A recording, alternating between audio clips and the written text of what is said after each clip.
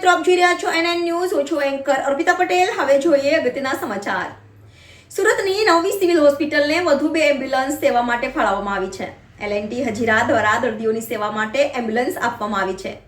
આ સેવાકીય પ્રસંગે L&T કંપનીના વાઇસ પ્રેસિડેન્ટ અને CEO સંજયભાઈ દેસાઈ અને એમની ટીમના સદસ્યો ઉપસ્થિત રહ્યા હતા. રિપોર્ટર નૈતિક રેશમવાળા, NN ન્યૂઝ, સુરત. દર્શક મિત્રો, તમારી આસપાસ બની રહેલી અવનવી ઘટનાઓ વિશે જાણવા માટે NN ન્યૂઝને લાઇક કરો, શેર કરો, સબસ્ક્રાઇબ કરો અને બેલ આઇકન પ્રેસ કરો, જેથી આપને નોટિફિકેશન્સ મળતી રહે.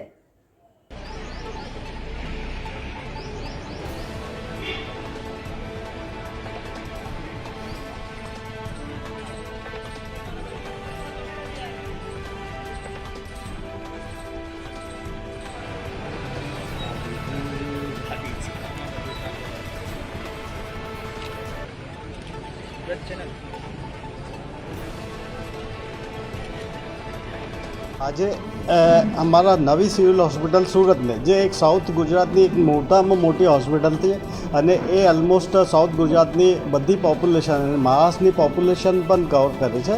આ હોસ્પિટલને L&T દ્વારા 2 એમ્બ્યુલન્સ આપવામાં આવેલી છે, જેની કોસ્ટ 44 લાખ જેટલી છે.